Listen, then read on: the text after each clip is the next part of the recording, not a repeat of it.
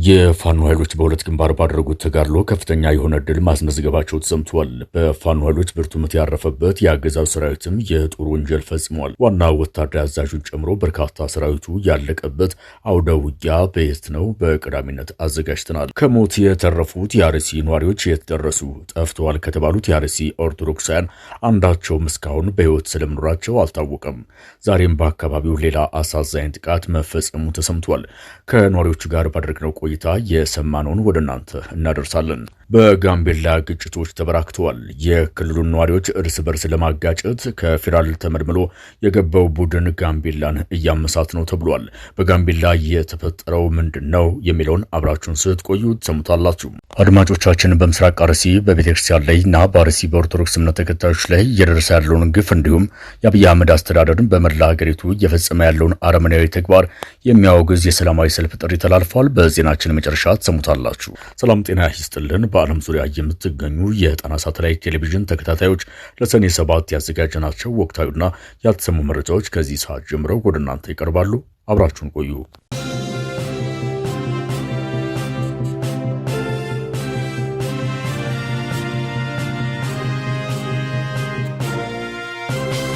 የፋኖ ኃይሎች በአርማጭሆ ከአገዛዙ ሰራዊት ጋር ባደረጉት ተጋድሎ ድል ተቀዳጅተዋል ተባለ።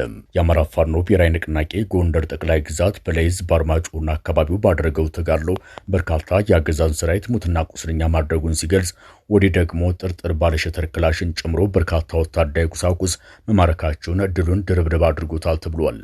የጣና ሳተላይት ቴሌቪዥን የግንባር መረጃዎች እንደሚያመለክቱት በፋኖ ኃይሎችና በአገዛዙ ሰራዊት መካከል በተደረገው አውደ ውጊያ ከ10 በላይ የሚሊሻና አድማ በተና ኃይሎች ሙትና ቁስለኛ ተደርገዋል። በአውደ ውጊያው የተገኘው ዝርዝር ወታደራዊ ድል ያልተገለጸ ቢሆንም ወደ ፋኖ ቀጠና እንቅስቃሴ ላይ የነበረው የአገዛዙ ጥምር ጦር በፋኖ ኃይሎች ጥቃት በመመከቱ ባለበት ሆኖ በድሽቃና ሌሎች ከባድ መሳሪያዎች የታገዘ ተኩስ ከፍቶ ይገኛል ተብሏል። ከዛሬው የአርማጭሆ ተጋድሎ በተጨማሪም ትናንት አመሻሽ ከሳንጃ ከተማ በቅርብ ርቀት ላይ በሚገኘው ከምበው ቀበሌ በ305ኛው ጎቤ ኮር አናበስቶች የተመተው የአገዛዙ ኃይል በአካባቢ የሚገኙ ንጹሐን ላይ እንዲሁም በንብረታቸው ላይ ከፍተኛ ውድመት አድርሷል ተብሏል። በዚህም አንድ የፋኖ አመራር እናትነሽ የተባሉ ቤታቸው ሙሉ በሙሉ ያቃጠለ ሲሆን የቁም እንስሳታቸውን በሙሉ ተኩሶ መግደሉ ተሰምቷል።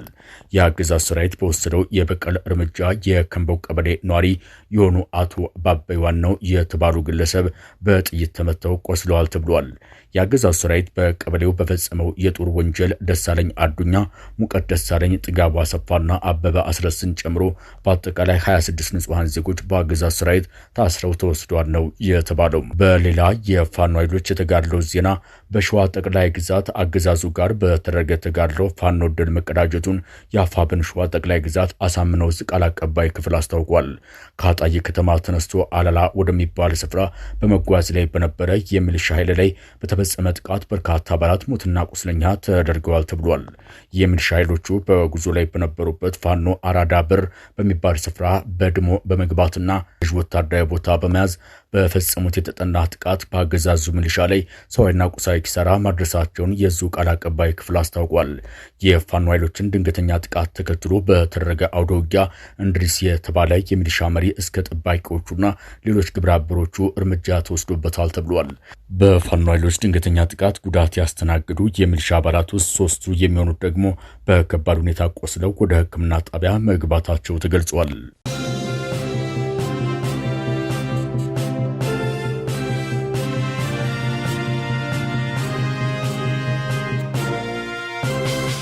በጋምቤላ ክልል የተቀሰቀሱ ግጭቶች መበራከታቸው የተገለጸ ሲሆን ከሰሞኑ በክልሉ ከፍተኛ ውጥረት መንገሱ ተሰምቷል። ከሰሞኑ በክልሉ በሁለት ጎሳዎች መካከል የተፈጠረ ግጭት የሚመስል ነገር ግን በሁለቱም ጎሳዎች በኩል የማይታወቁ የታጠቁ ኃይሎች በሌሊት በመግባት የተኩስ እሩምታ እየከፈቱ እንደሚገኙ የጣና ሳተላይት ቴሌቪዥን ምንጮች ግጭቱ ወደ ከፋ ደረጃ ተሸጋግሯል ብለዋል። ከዚህ በፊት የኦሮሚያ ክልል አካባቢውን ለመቆጣጠር የሚያደርገው የተጠና እንቅስቃሴና የመከላከያ ጀነራሎች የሚያደርጉት የመሳሪያ ኮንትሮባንድ ንግድ ክልሉን የቀውስ ቀጠና አድርጎት መቆየቱና በክልሉ የሸኔ ታጣቂዎች ሰርገው መግባታቸውን እንዲሁም ጥቃት መፈጸማቸውን ተከትሎ እርምጃ የወሰዱ የክልሉ አመራሮች በኦህዴድ ብልጽግና ቂም ተቋጥሮባቸው በደል እንደተፈጸመባቸው ይታወሳል። ከሰሞኑ በፕሬዝዳንቱ ላይ ያነጣጠረ ጥቃት ከተሞከረ በኋላ በጋምቤላ ከተማ ከፍተኛ ውጥረት መፈጠሩን ለጣና ሳተላይት ቴሌቪዥን የገለጹት ምንጮቹም በከተማዋ ከተነሳው ግጭት በኋላ የታጠቁ ንጹሃኖች እንዳሉ በመግለጽ ግጭቱ ይነሳል ጎሳ ተኮር ለማድረግ የሚሰሩ አካላት በመኖራቸው በአሁኑ ወቅትም በተለይም ከከተማ ወደ ኖየር ዞን የሚደረጉ እንቅስቃሴዎች ሙሉ በሙሉ መቆማቸውን አረጋግጠዋል። በከተማዋ ያለው ውጥረት አሳሳቢ ደረጃ መድረሱን የሚገልጹት ነዋሪዎቹ ከሰሞኑ በተከታታይ በምሽት በርካታ ወጣቶች መታፈናቸውና በጥይት ተመተው መገደላቸውን ተናግረዋል። እስካሁን የት እንደገቡ የማይታወቁ ከ60 በላይ ወጣቶች በፌዴራል ፖሊስ አባላት ታፍነው መወሰዳቸውም ተሰምቷል። ሁኔታው ከቁጥጥር ውጭ እንዳይወጣ ከፍተኛ ስጋት የተፈጠረ ሲሆን በተለይም ከዚህ በፊት በኦህዴድ ብልጽግና የሴራ መረብ ግጭት እንዲቀሰቀሱ ይደረጉ የነበሩት የኑዌርና የአኟክ ጎሳዎች በተለያዩ አካባቢዎች ከፍተኛ ወታደራዊ ዝግጅትና የትጥቅ እንቅስቃሴ እያደረጉ ነው ተብሏል። ይህንን ተከትሎ በክልሉ ፖለቲካዊና ጸጥታ መዋቅር ውስጥ የሚገኙ የኑዌርና የአኟክ ጎሳ ተወካዮች ከፍተኛ መካረር ውስጥ እንደገቡም ተነግሯል። ይህ ደግሞ ጋምቤላ ክልሉን በጎሳ ከፋፍሎ በማፍረስ ወደ ኦሮሚያ ለመጠቅለል የሚደረገው ስልታዊ የኦህዴድ አካሄድ ነው ያሉት አንድ የጋምቤላ ክልል የመንግስት ሰራተኛ ህዝቡ እንዳይረጋጋ የፌዴራል የጸጥታ ኃይሎች ወጣቶቹን በሌሊት አፍነው ይወስዳሉ፣ አንዳንዶቹን ገድለው በጫካ ከጣሉ በኋላ አንዱን ጎሳ ሌላኛው ጎሳ እንደገደለው አድርገው በማስወራት ተጠምደዋል ብለዋል።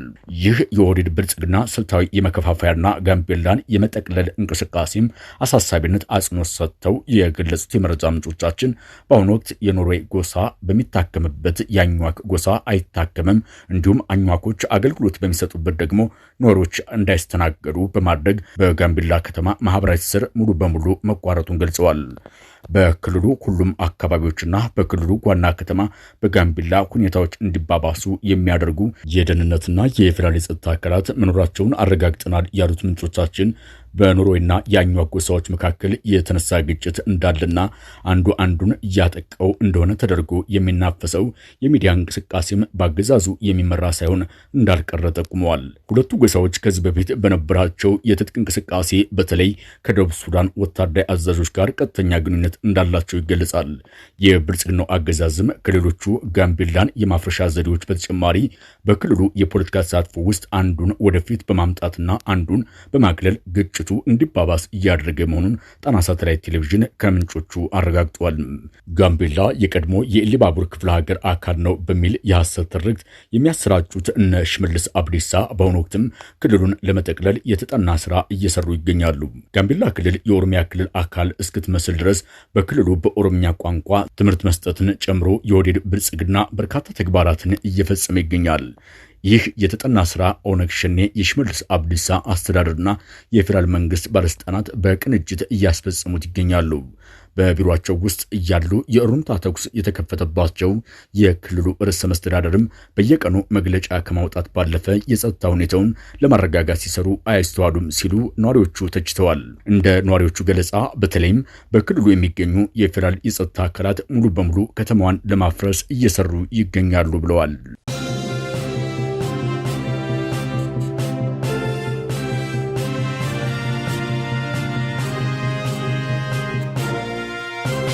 ከሳምንት በፊት በርካታ የኦርቶዶክስ እምነት ተከታዮች በግፍ የተገደሉበት በኦሮሚያ ክልል አርሲ ዞን ዛሬም ድጋሚ በንጹሃኖች ላይ ያነጣጠረ ሌላ ጥቃት እንደተፈጸመ ተገለጸ።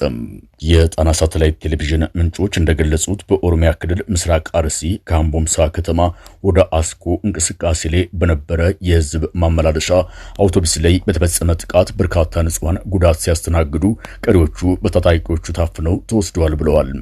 በትላንትናው ዕለት ከቀትር በኋላ በተፈጸመው ጥቃት ጉዳት ያስተናገዱት ንጹሃኖች በውል ባይታወቁም የህዝብ ማመላለሻ አውቶቡስ ውስጥ የነበሩ ሁሉም ተሳፋሪዎች በታጣቂዎች ታፍነው መወሰዳቸውን ነው የአካባቢው ነዋሪዎች ለጣና ሳተላይት ቴሌቪዥን የገለጹት።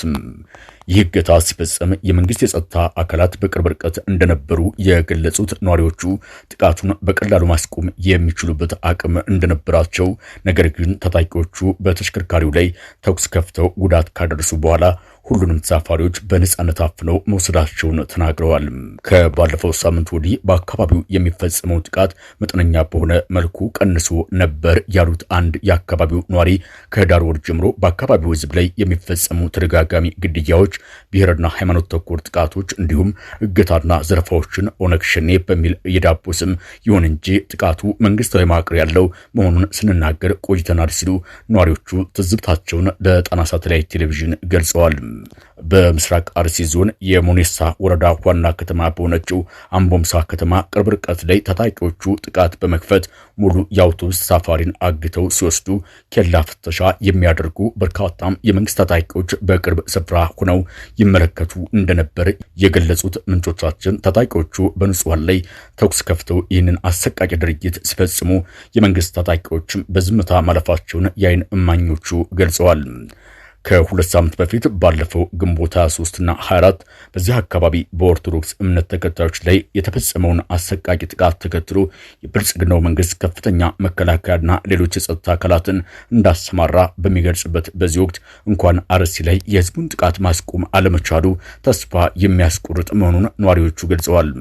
ምንጮቻችን አክለውም ጥቃቶቹ በተፈጸሙ ማግስት አገዛዙ የአካባቢውን ህዝብ በመሰብሰብ ለፕሮፓጋንዳ ያህል በአጥፊዎቹ ላይ እርምጃ ይወስዳል፣ ሰላምና ደህንነታችሁን ለማስጠበቅ የጸጥታ ኃይላችን ዝግጁ ነው በሚል ማህበረሰቡን ያዘናጋ እንደነበር ገልጸው፣ ይሁን እንጂ በአሁኑ ወቅት በመንገደኞች ላይ እገታና ጥቃት ሲፈጸም የአካባቢው የጸጥታ ኃይሎች በዝምታ ማለፋቸው ጥቃቱ የተቀናጀ እንደሆነ እንድናምን ተገደናል ሲሉ ገልጸዋል።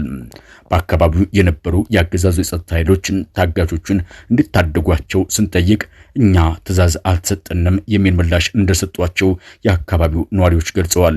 የብልጽግናው የጸጥታ ኃይሎችም የሰላም ማስከበር መፍትሄ ስላላመጡ አሁን ላይ ብቸኛው አማራጭ ራስን ለመከላከል ነዋሪው በጋራ መደራጀት እንዳለበት መግባባት ላይ የተደረሰ ቢሆንም የኦሮሚያ ክልል የጸጥታ ኃይሎች ከፍተኛ የሆነ ክትትል እያደረጉብን ነው ያሉት ነዋሪዎቹ ይህን ሆን ተብሎ የሚፈጸም ስልታዊ ጥቃትና ለአጥቂዎቹም የሚደረግ ቀጥተኛ ድጋፍ ነው ብለዋል። ከጥቃቱ የተረፉ ነዋሪዎች የተደረሱ ስንል የጠየቅናቸው ነዋሪዎቹ ሲገልጹ ባለፈው ሳምንት በተፈጸሙ ጥቃቶች መረጃ ለህዝብ አድርሳችኋል የተባሉ ሁለት ግለሰቦች የኦሮሚያ ክልል ባስገባቸው ረቢ ኦላዎች መገደላቸውን የገለጹት ምንጮቻችን የአካባቢው ህዝብ አሁንም በከፍተኛ ጭንቀት ውስጥ ነው ብለዋል። አጥቂዎቹ አሁንም በቅርብ ስፍራ እንደሚገኙ የተገለጸ ሲሆን ነዋሪውም በተስፋ መቁረጥ ስሜት ሞቱን እየተጠባበቀ ይገኛል ነው ያሉትም። ከዚህ በፊት በተፈጸመው ጥቃት ቁስለኛ ሆነው በሕክምና ጣቢያ ውስጥ ገብተው የነበሩ ንጹሃን በታጣቂዎች መገደላቸውን የገለጹት የጣና ሳተላይት ቴሌቪዥን ምንጮች በተለይም በሆንቆሎ ዋቤ ወረዳ ጠና በሚባል የሕክምና ተቋም የነበሩ ንጹሃኖችን ታጣቂዎቹ በሌሊት በመግባት ጥቃት አድርሰውባቸዋል ብለዋል። በጥቃቱ ወቅት ከአካባቢው ጠፍቷል ከተባሉት ከ200 በላይ ሰዎች እስካሁን ወደ አካባቢው የተመለሰ ሰው እንደሌለ የገለጹት ምንጮቻችን መኖርና መሞታቸውን እንኳን ለመለየት አልቻልንም ሲሉ ገልጸዋል። ከምስራቅ አርሲ የተፈናቀሉት ከ3000 የሚበልጡ የኦርቶዶክስ እምነት ተወላጆች በአስቸጋሪ ሁኔታ ውስጥ እንደሚገኙ የተገለጸ ሲሆን የብልጽግናው መንግስትም ሆነ ሌሎች ረጅ ድርጅቶች ምንም አይነት ድጋፍ አለማድረጋቸውን ተከትሎ በርካታ ህጻናት በረሃብ ብዛት ለህመምና ለሞት እየተዳረጉ ነው ተብሏል።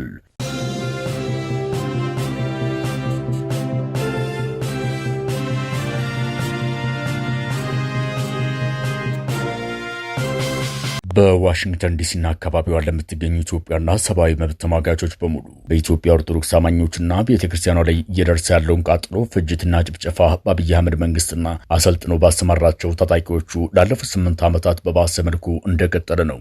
በቅርቡ በአርሲ አስኮ ወረዳ የ101 ዓመት ዕድሜ በሆነው በቅዱስ ገብርኤልና በቅዱስ መድኃኔዓለም ቤተክርስቲያናት ላይ የአብይ አህመድ ታጣቂዎች ባደረሱት ቃጠሎ ወድመዋል፣ ንዋየ ቅድሳትም ተቃጥለዋል፣ ተመዝብረዋል።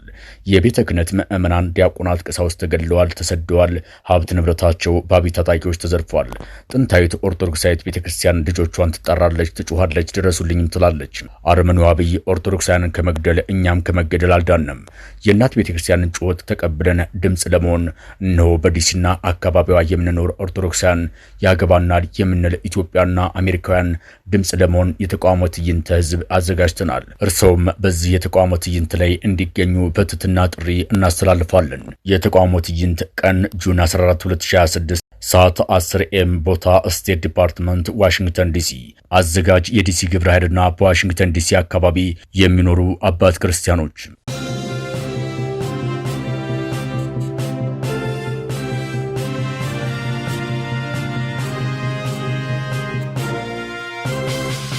ከጣና ሳተላይት ቴሌቪዥን የዛሬ ዜናዎቻችን በዚህ አበቃን።